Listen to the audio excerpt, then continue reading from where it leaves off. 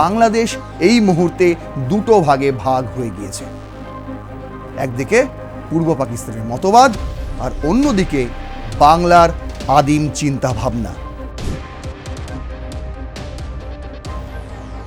ক্রিকেটের জন্যই বাংলাদেশকে অনেক দেশ চেনে, না হলে কে চেনে ভাই? তোকে কে চেনে?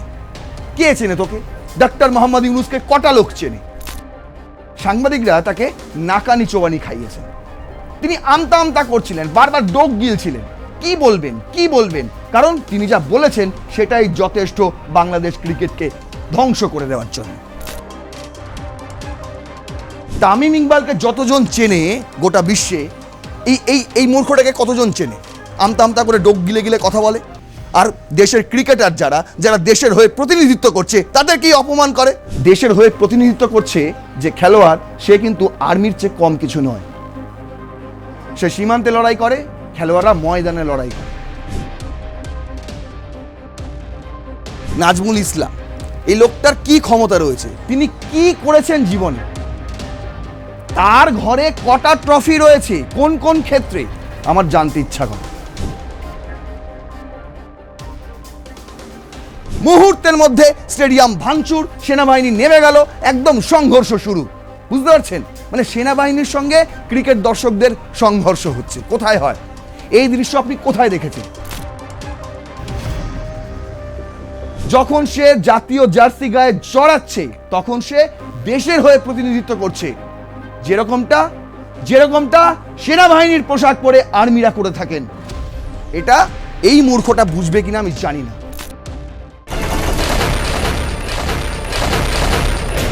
রাজনীতি ছাড়িয়ে এবার ক্রিকেটের ময়দান, সেখানেও দ্বিধা বিভক্ত বাংলাদেশ। আমি আগেই আপনাদের বলেছিলাম ইতিমধ্যেই বাংলাদেশ দুভাগে ভাগ হয়ে গিয়েছে। একদিকে পূর্ব পাকিস্তানের মতবাদ, অন্যদিকে বাংলাদেশের মাটির টান। আজ দেখুন, যারা বাংলাদেশের মাটির টান, বাংলাদেশের মর্যাদার কথা বলছেন, তারাই আসলে পূর্ব পাকিস্তানের হয়ে কথা বলছেন। আর যারা বাংলাদেশের মাটির কথা সত্যি সত্যি বলছেন, তাদেরকে কেউ পাত্তা দিচ্ছে না, বরং তাদের ভারতীয় দালাল বলে দাগিয়ে দেওয়া হচ্ছে। ঠিক যেমনটা তামিম ইকবালের সঙ্গে হয়েছে। আর পরেই যা ঘটল গত 3-4 দিনে, তা আমাদের কাছে পুরো পরিষ্কার যে বাংলাদেশ এই মুহূর্তে দুটো ভাগে ভাগ হয়ে গিয়েছে। একদিকে পূর্ব পাকিস্তানের মতবাদ আর অন্যদিকে বাংলার আদিম চিন্তা ভাবনা। এই বিষয়টাই আজকে আপনাদের সামনে প্রেজেন্ট করব, এবং বাংলাদেশ ক্রিকেটে গত কয়েক ঘন্টায় কি ঘটে গিয়েছে, এই মুহূর্তে বাংলাদেশ ক্রিকেটের অবস্থান কি, আইসিসি বাংলাদেশকে কি সাসপেন্ড করবে, বিসিবিকে, সেই প্রশ্নের উত্তরও আপনারা এই এপিসোডে পেয়ে যাবেন। তাহলে চলুন শুরু করা যাক রণক্ষেত্র। আপনাদের সঙ্গে রয়েছে আমি নারায়ণ। তবে শুরু করার আগেই একটা লাইক করে দেবেন অবশ্যই। আর আপনারা দেখছি শেয়ার করছেন না, অনেকেই ভিডিও দেখছেন, লাইক করছেন, হয়তো নিজেদের মতামত জানাচ্ছেন, কিন্তু শেয়ার করছেন না, সেভাবে শেয়ার হচ্ছে না। যে কারণে আমাদের এই বারবার বলি, এই যে এপিসোডগুলো করি, রিসার্চ করে আনতে হয়, প্রচুর জিনিসপত্র, প্রচুর তথ্য একত্রিত করতে হয়, তারপর সেটাকে গ্রাফিক্যালি প্রেজেন্ট হিসেবে আপনাদের সামনে সাজাতে হয়। এর মধ্যে কিন্তু একাধিক মানুষের ইনভলভমেন্ট রয়েছে। প্রত্যেকটা মানুষের কাজের তাদের স্বীকৃতি দেওয়া কিন্তু দর্শকদের থেকেই আমি আশা করব। তাই বারবার বলি, এই ভিডিওগুলি দেখবেন এবং রণক্ষেত্রের তথ্যপূর্ণ এপিসোডগুলি অবশ্যই কাছের মানুষদের সঙ্গে শেয়ার করে নেবেন। তাহলে প্রত্যেকটা মানুষের কাছে পৌঁছে যাবে আমাদের এই খাটনির ফল। তাহলে চলুন আর বেশি কথা বাড়াবো না, শুরু করছি রণক্ষেত্র। দেখুন, প্রথম স্লাইডে রেখেছি আমি যে ঘটনা থেকে এই সূত্রপাত হয়েছিল। সকলে বলবেন মুস্তাফিজুর রহমান, কিন্তু ওই যে মোহাম্মদ মিঠুন, কোয়াব, তাদের যে প্রেস কনফারেন্স, সেখানে কিন্তু পরিষ্কার করে দেওয়া হয়েছে যে মুস্তাফিজুর রহমান অনেক অতীত, তার আগে আমরা অনেকটা এগিয়ে গিয়েছি, বিশেষ করে বাংলাদেশের ক্রিকেটারদের এমনটাই বক্তব্য। তাহলে আমি যদি ধরি বিতর্কের শুরু তামিম ইকবালের এই সতর্কবার্তা, আর তারপরেই বাংলাদেশ ক্রিকেট ভেঙে চুরমার। দেখা গেল কি, একদিকে এনারা, একদিকে ওনারা, একদিকে কর্মকর্তারা, অন্যদিকে খেলোয়াড়রা। বুঝতে পারছেন? বিপিএলই বন্ধ হয়ে গেল। আর ওনারা আসছিলেন আইপিএল বন্ধ করতে, ওনারা আসছিলেন টি-20 বিশ্বকাপ বন্ধ করতে। আমি বারবার বলেছি না, ধ্বংসের পথে বাংলাদেশ। আমি আবারও বলছি, তার কারণ এটাই হচ্ছে ধ্বংসের সূত্রপাত। শেষের দিকের শুরু হচ্ছে বাংলাদেশ ক্রিকেটের, এই শুরু হলো। কি বলছে দেখুন, বার্তা বাজার খবর করেছিল এটা 9ই জানুয়ারি। সেদিন তামিম ইকবাল বলেছিলেন আজকের ভুল সিদ্ধান্তের মাসুল দিতে হবে 10 বছর। বিসিবিকে তামিমের সতর্কবার্তা। বাংলাদেশ দল ভারতের টি-20 ক্রিকেট বিশ্বকাপ খেলতে যাবে না। আইসিসিকে এই সিদ্ধান্ত বিসিবি জানানোর পর গত সপ্তাহে বাংলাদেশের সাবেক অধিনায়ক তামিম ইকবাল এক সংবাদ সম্মেলনে মন্তব্য করেছিলেন, যেহেতু বাংলাদেশ ক্রিকেট বোর্ডের 90 থেকে 95% অর্থায়ন আইসিসি থেকেই আসে, কাজেই সব কিছু বিবেচনা করে বাংলাদেশের ক্রিকেটের জন্য হেল্পফুল সিদ্ধান্তই নেওয়া উচিত। তিনি কি আর কি বলেছিলেন? বাংলাদেশ ক্রিকেটের বর্তমান প্রেক্ষাপটকে ক্রিটিক্যাল বা সংকটময় হিসেবে অভিহিত করেছেন জাতীয় দলের সাবেক অধিনায়ক তামিম ইকবাল। বিসিবির যে কোনো নীতি নির্ধারণী সিদ্ধান্তে আবেগের চেয়ে দীর্ঘমেয়াদী প্রভাব ও খেলোয়াড়দের স্বার্থকে বেশি গুরুত্ব দেওয়ার তাগিদ দিয়েছেন তিনি। আজকের আমাদের রণক্ষেত্রের এপিসোডের হেডলাইন বাংলাদেশ বনাম বাংলাদেশ। কেন জানেন? তার কারণ আসলে এটা হওয়া উচিত ছিল পূর্ব পাকিস্তান বনাম বাংলাদেশ, তাই তো? এটা আমি আজকে লাস্ট পর্যন্ত আপনাদের সামনে প্রমাণ করে দেখিয়ে দেব। দেখুন, তামিম ইকবাল এই কথা বলার পর তার ওপর এক দল, জুলাই জঙ্গিদের পক্ষে থাকা এক দল, ওই অন্তর্বর্তী সরকারের উপদেষ্টা যারা, তারা ঝাঁপিয়ে পড়ে, এমন হুমড়ি খেয়ে পড়ে। আর বোর্ডের যে সভাপতি আমিনুল বুলবুল, তিনিও কিন্তু খুব বিতর্কিত। তার চেয়েও বেশি বিতর্কিত হয়ে ওঠেন বোর্ড ডিরেক্টর এবং ফিনান্স কমিটির চেয়ারম্যান, তার নাম নাজমুল ইসলাম। কি বলেন তিনি? প্রথমেই তিনি ফেসবুকে একটা পোস্ট করেন। পোস্ট করে লেখেন, এইবার আরও একজন পরীক্ষিত ভারতীয় দালালের আত্মপ্রকাশ বাংলার জনগণ দু চোখ ভরে দেখল। তার মানে এক কথায় তামিম ইকবালকে দালাল বলে দিল, ভারতের দালাল বলে দিল। আমাকেও অনেকে লেখেন আমি নাকি দালাল। একজন সরাসরি লিখেছেন, আমি এতদিন বুঝতাম না কার দালাল বলে অ্যাকচুয়ালি। একজন সরাসরি লিখেছেন আপনি ভারতের দালাল। মশাই, আমি ভারতীয়। যারা বলছেন আমি ভারতের দালাল, আমি ভারতীয়। আর ভারতের জন্য, আমার মাতৃভূমির পক্ষে হয়ে কথা বলার জন্য যদি কেউ আমাকে দালাল বলে থাকে, তাহলে আমি গর্ব অনুভব করি। আপনারা বলুন আমি ভারতীয় দালাল, কারণ আমি ভারতীয়। আমি আরও একবার বলছি, আমি ভারতীয়, এবং ভারতের পক্ষে কথা বলার জন্য যদি কেউ আমাকে দালাল বলে থাকে, রিপিট, আরও একবার বলছি, তাহলে আমি সেই শব্দ শুনে গর্ব অনুভব করি। দেখুন কি অবস্থা। তামিম ইকবাল বাংলাদেশ ক্রিকেট কোথায় ছিল আর কোথায় নিয়ে গিয়েছেন। মনে আছে মাশরাফি, মোর্তাজা, এদেরকে এখন পাত্তা দেওয়া হয় না। সাকিবুল হাসানকে তো আগেই তাকে ভারতীয় দালাল বলেছে, বেঈমান বলেছে, দেশ বিরোধী বলেছে। সে এখন দেশেই ঢুকতে পারেন না, তিনি ইউকেতে গিয়ে বসে আছেন, কিন্তু বিভিন্ন লিগ খেলছেন। সম্প্রতি দুবাইতে তিনি খেলেছেন, সেখানে যে লিগটি হয় সেখানে দারুণ পারফরমেন্স করেছেন। তা সত্ত্বেও তাকে জাতীয় দলে নেওয়া হয় না। তার কারণ কি জানেন? এই বুলবুল। আর এই বোর্ড সভাপতিকে পদে কে বসিয়েছেন জানেন? ওই আসিফ মাহমুদ সজীব ভুঁইয়া, বাচ্চা ছেলেটা। সে ক্রীড়া উপদেষ্টা হয়ে গিয়েছিল, হয়ে যাওয়ার পরে বুলবুলকে সভাপতি বানিয়ে দিল, আর বুলবুল এসে সাকিবুল হাসানকে বাদ দিয়ে দিল। তারপর আরও একজন ডিরেক্টর, ইনি হচ্ছেন ডিরেক্টর এম নজরুল, বিসিবি পরিচালক ও বিসিবির ফাইন্যান্স কমিটির চেয়ারম্যান। ডেইলি ক্রিকেটকে দেওয়া সাক্ষাৎকারে তিনি বলেছেন যে আমি আপনাকে সত্যি কথা বলি, আমি 15 সেকেন্ডও ভাবিনি এই কথাটা লেখার জন্য। তামিম ইকবাল ওই কথা বলার পর তিনি 15 সেকেন্ডও ভাবেননি এই কথাটা ভারতের দালাল তামিম ইকবালকে বলার জন্য। দেখুন, তারপরই তিনি আরেকটা প্রেস কনফারেন্স করেন, সেখানে তিনি ক্ষান্ত থাকেননি।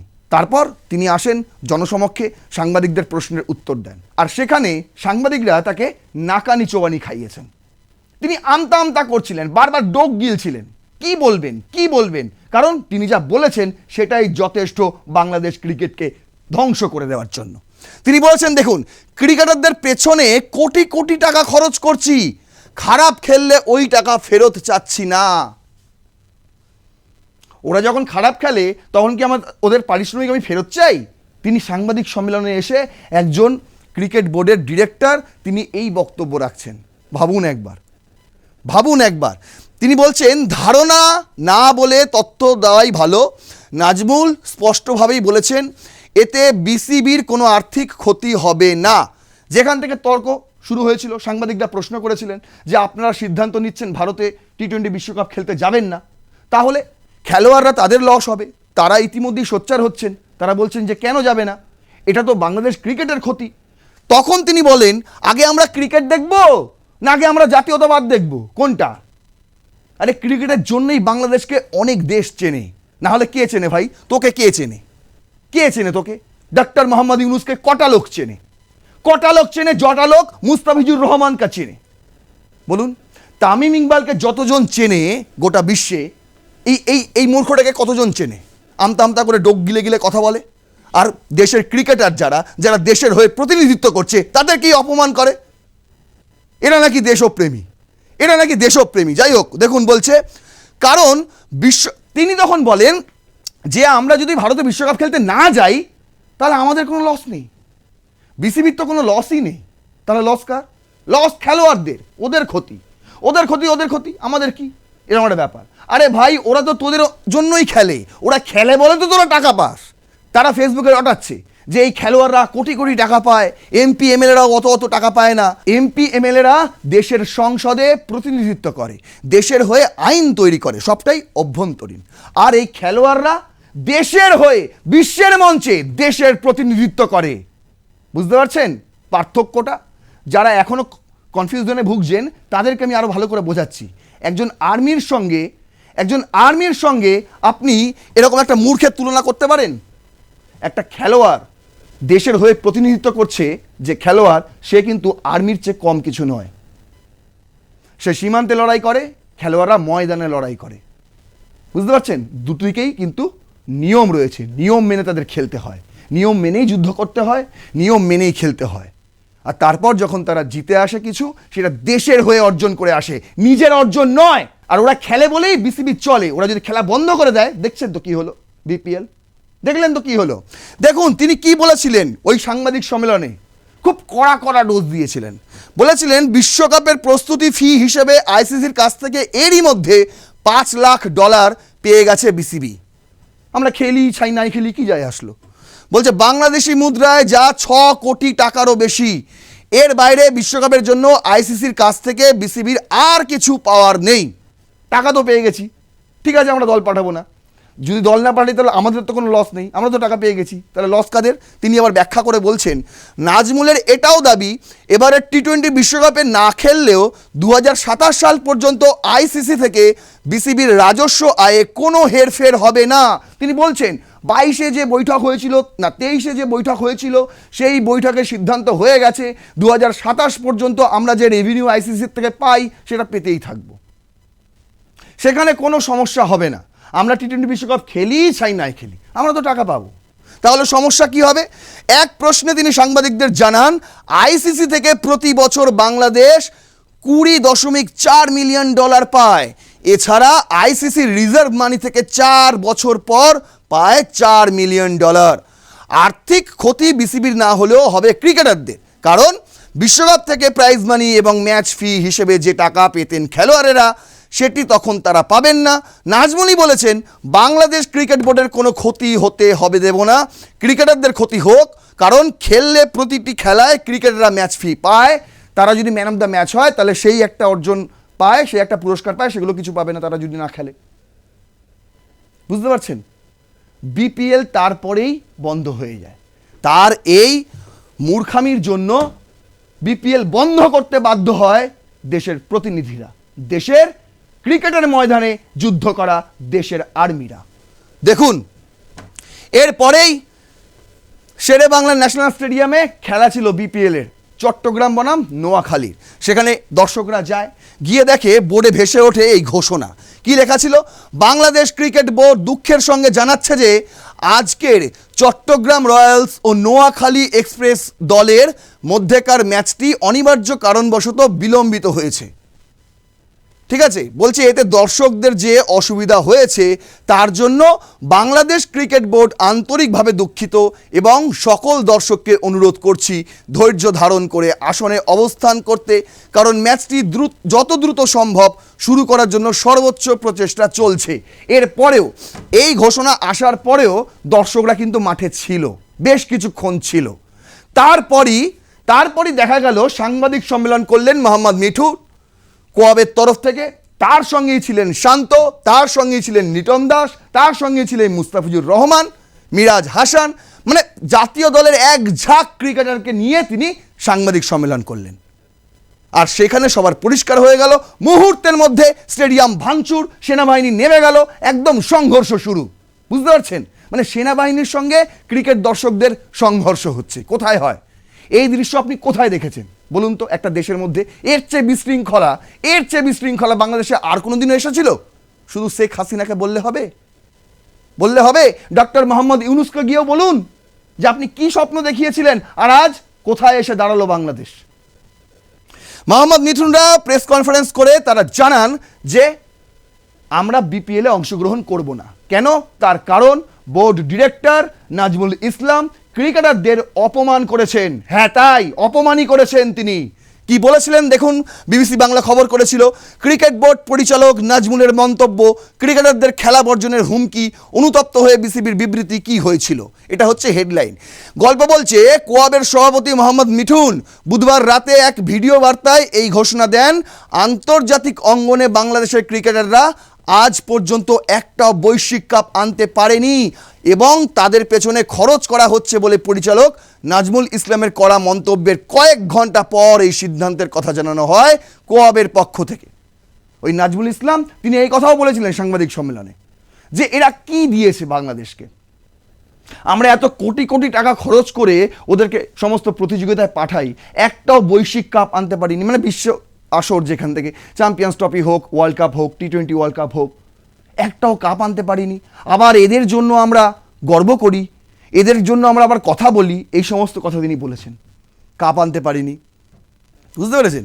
আচ্ছা আমাকে বলুন, এই যে লোকটা, এই লোকটার কি ক্ষমতা রয়েছে? নাজমুল ইসলাম, এই লোকটার কি ক্ষমতা রয়েছে? তিনি কি করেছেন জীবনে? তার ঘরে কটা ট্রফি রয়েছে, কোন কোন ক্ষেত্রে, আমার জানতে ইচ্ছা করে। বাপের জন্য কোনোদিনও ক্রিকেট খেলেছেন, আমার জানতে ইচ্ছা করে। ব্যাট ধরতে পারেন, আমার জানতে ইচ্ছা করে। তারপরে তিনি এত বড় বড় কথা কি করে বলেন? একজন ক্রিকেটার, আমি বারবার বলছি, একজন ক্রিকেটার শুধু ক্রিকেটার নয়, শুধু খেলোয়াড় নয়, সে যখন সে জাতীয় জার্সি গায়ে জড়াচ্ছে তখন সে দেশের হয়ে প্রতিনিধিত্ব করছে, যেরকমটা সেনাবাহিনীর পোশাক পরে আর্মিরা করে থাকেন। এটা এই মূর্খটা বুঝবে কিনা আমি জানি না। আর কেন বলছি মূর্খ সেটা আপনাদের আগে জানাচ্ছি, আরও বড় প্রমাণ দেব যা দেখলে আপনারা হয়ে যাবেন। দেখুন কি বলছে মোহাম্মদ মিঠুন ভিডিও বার্তায় বলেন, একজন দায়িত্বরত বোর্ড ডিরেক্টর কখনোই প্লেয়ারদের নিয়ে এমন কথা বলতে পারেন না। তাই তো আমরা ইমিডিয়েট উনার রিজাইন চাচ্ছি। কাল মানে বুধবার করেছিল, বৃহস্পতিবার বিপিএল এর প্রথম ম্যাচের আগে আমরা তার পদত্যাগ দাবি করছি। তিনি যদি পদত্যাগ না করেন তাহলে আমরা সব ধরনের ক্রিকেট বন্ধ ঘোষণা করছি। তারপরেই বিসিবির খুলে যাওয়ার পরেই তারা একটা সিদ্ধান্ত নেয়, আবার যৌথভাবে মিটিং করে, কোয়াব আর বিসিবি যৌথ মিটিং করে। বুঝতে পারছেন?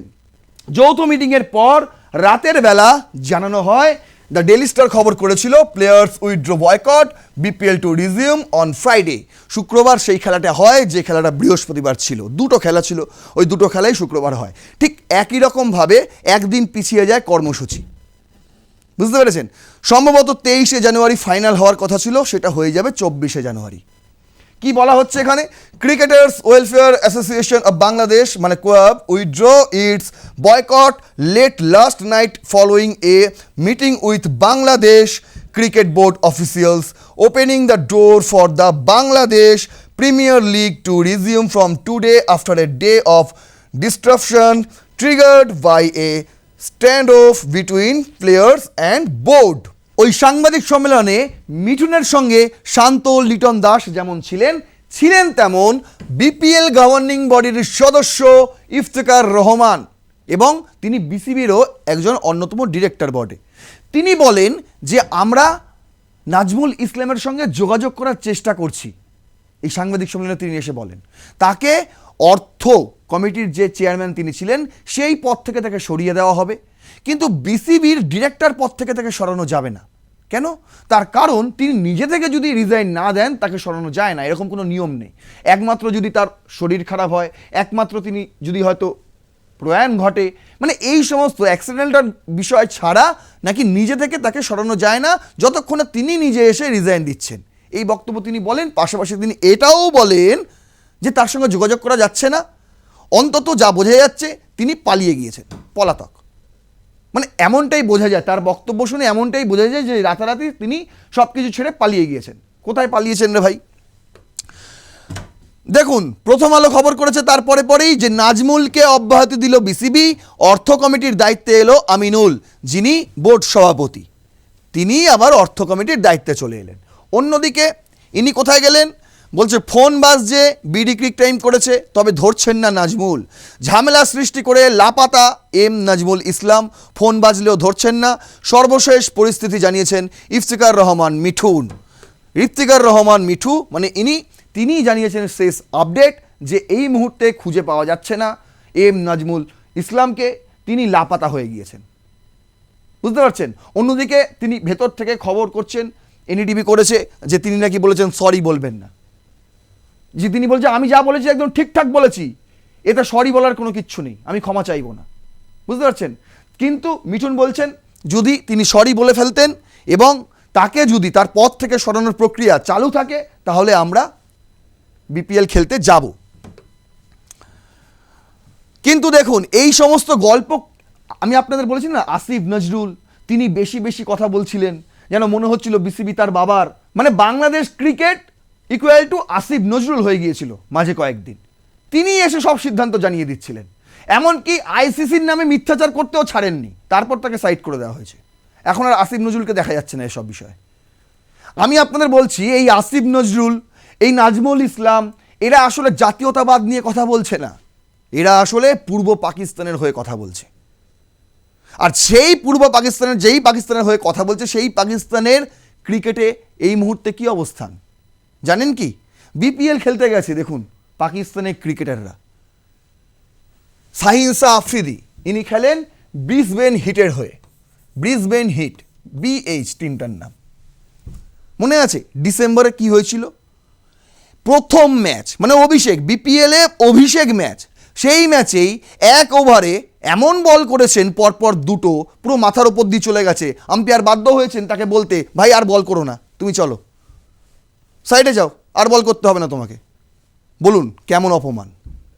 এটা সদ্য ঘটেছে রিজওয়ান, ইনি খেলেন মেলবোর্ন রেনেগার্সের হয়ে, ঠিক আছে? যখন দলের রান দরকার তখন তিনি 23 বলে 26 করেছেন, হাতে মাত্র আর দুটো ওভার। বুঝতে পারছেন? কিন্তু রান তো ওঠেনি দলের, কি করবে? ক্যাপ্টেন তাকে মাঠ থেকে তুলে নিলেন, হ্যাঁ রিজওয়ান ভাই চলে আসুন, আপনাকে আর খেলতে হবে না, এবার আমি যাচ্ছি। বলুন কেমন অপমান, বলুন কেমন অপমান। এগুলো এখন ভাইরাল, এই মিমটা এখন ভাইরাল ফেসবুকে, আপনি দেখতে পাবেন। আচ্ছা, এটা হচ্ছে বাবর আজম, তিনি খেলেন সিডনি সিক্সার্সের হয়ে, সিডনি সিক্সার্সের হয়ে, ঠিক আছে? বাবর আজম, তার সঙ্গে কি ঘটেছে? তিনিও খুব স্লথ খেলছিলেন।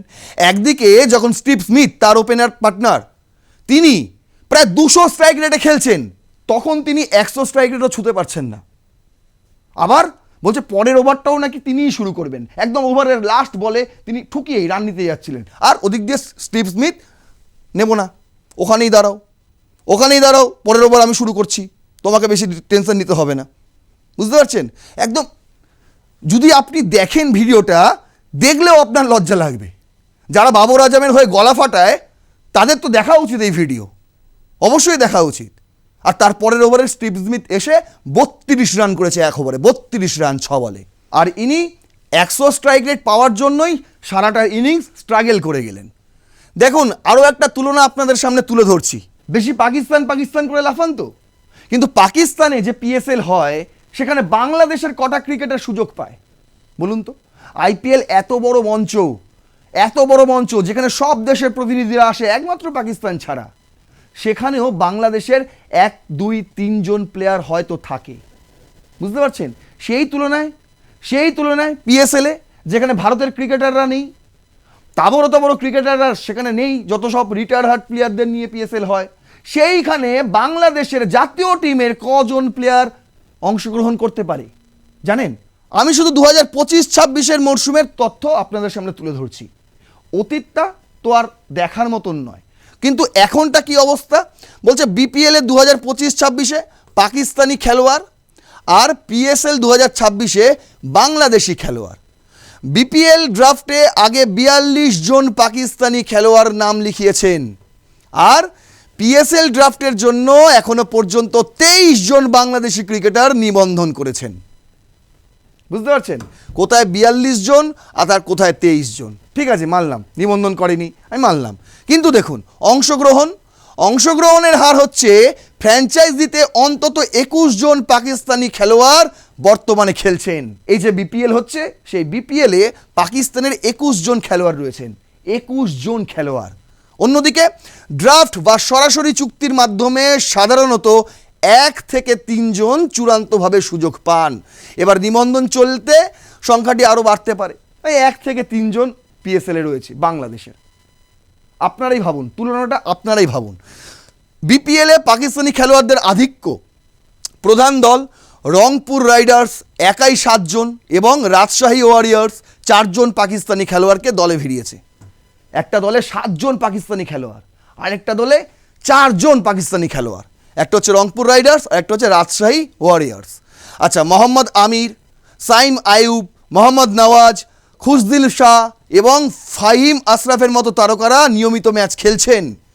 বিপিএলের মোট বিদেশি খেলোয়াড়দের মধ্যে পাকিস্তানিদের অংশগ্রহণের হার প্রায় 25 থেকে 30% কাছাকাছি। বুঝতে পারছেন, মানে যদি 11 জন একটা টিমে থাকে, তার মধ্যে 4 জনই পাকিস্তানের, এরকম একটা হার। সেখানে বাংলাদেশে পিএসএলে বাংলাদেশের অংশগ্রহণের চ্যালেঞ্জ বলছে, নিবন্ধিত তারকা 2026 আসরের ড্রাফটের জন্য সাকিবুল হাসান, মুস্তাফিজুর রহমান, তাসকিন আহমেদ, তাইদ হৃদয় এবং রিশাদ হোসেনের মতো প্রথম সারির ক্রিকেটাররা আবেদন করেছিলেন। ভাবুন, এরা হচ্ছে তাবড় ক্রিকেটার বাংলাদেশে এই মুহূর্তে। আপনি মুস্তাফিজুর করেন না, আর সেই মুস্তাফিজুর মোহাম্মদ মিঠুনের পেছনে দাঁড়িয়ে সাংবাদিক সম্মেলন করলেন কোয়াবের তরফে। আর সেখানে মোহাম্মদ মিঠুন মুস্তাফিজুর রহমানের সহমতি নিয়ে বললেন যে আমরা WCR সঙ্গে যোগাযোগ করেছিলাম, তারা জিজ্ঞাসা করেছিল প্লেয়ার কি বলছে, যাকে নিয়ে এত বিতর্ক সেই প্লেয়ার কি বলছে। মুস্তাফিজুর রহমান এই বিতর্ক নিয়ে এগিয়ে যেতে চাননি, তিনি নাকচ করে দিয়েছিলেন। মোহাম্মদ মিঠুন সেই কথা বলার সময় আবার মুস্তাফিজুরকে জিজ্ঞাসা করেন যে তাই তো, তিনি হ্যাঁ বলেন। ঠিক আছে শব্দের পর একটা হাসির রোলও ওঠে, সেই ভিডিও আপনারা নিশ্চয়ই দেখেছেন। তা সত্ত্বেও নাজমুল ইসলামের মুস্তাফিজুর রহমানকে নিয়ে প্রচুর আবেগ, প্রচুর সমস্যা। ঠিক আছে, কিন্তু আপনারা দেখুন আপনাদের কত বড় বড় ক্রিকেটার, সাকিবুল হাসানকে বাদ দিন, আপনারা মনে করেন না সাকিবুল হাসান এখন বাংলাদেশি বলে, কিন্তু মুস্তাফিজুর রহমান, সেই তাসকিন আহমেদ, সেই তহিদ হৃদয়, যখন মুস্তাফিজুরকে আইপিএল থেকে তাকে বাদ দেওয়া হলো, তারপর পাকিস্তান থেকেই সমস্ত কমেন্ট উড়ে এলো যে আইপিএল খেলতে হবে না, আমরা পিএসএলে খেলাবো ওকে দিয়ে। এই তো অবস্থা, মাত্র 3 জন প্লেয়ার খেলে, 3 জন। দেখুন কি বলছে, নিবন্ধন সীমা পিএসএল ড্রাফটের জন্য 20 জানুয়ারি 2026 পর্যন্ত নিবন্ধনের সুযোগ রয়েছে, তাই এই সংখ্যা আরও বাড়তে পারে। বাধা কোথায়? সাধারণত আন্তর্জাতিক সূচি এবং বোর্ডের অনাপত্তিপত্র এনওসি সংক্রান্ত জটিলতার কারণে পিএসএলে বাংলাদেশি ক্রিকেটারদের চূড়ান্ত অংশগ্রহণের হার কম থাকে। এটা তো বিসিবির আরও একটা চাল, তারা আইপিএল খেলতেও আসতে দেয় না, এনওসি দেয় না। বুঝতে পারছেন, তাই নিজেদের গেরোতেই এবার নিজেরা ডুবেছেন বাংলাদেশ ক্রিকেট। তারা ভেবেছিল পাকিস্তানের শেখানো বুলি আউরে আইসিসিকে জব্দ করতে পারবে, বিসিসিআইকে জব্দ করতে পারবে। অন্যদিকে দেখুন তাদের ভেতরেই কি অবস্থা, বাংলাদেশ ক্রিকেট পুরো ভেঙে চুরে চুরমার। বুঝতে পারছেন আমি কেন বলেছিলাম ধ্বংসের পথে? এবার বুঝতে পারছেন? দেখুন আমি পুরোটা কিন্তু আপনাদের সামনে তুলে ধরলাম পরিষ্কার করার জন্য। এরপরেও যদি কোনো প্রশ্ন থাকে অবশ্যই কমেন্ট করুন, প্রশ্নের উত্তর আমি অবশ্যই দেব। আর পুরো ভিডিওটা যদি আপনাদের ভালো লাগে অবশ্যই শেয়ার করবেন, লাইক করবেন অবশ্যই, এবং সাবস্ক্রাইব করুন আর প্লাস নিউজ 24x7। দেখতে থাকুন রণক্ষেত্র। জয় হিন্দ, বন্দে মাতারাম।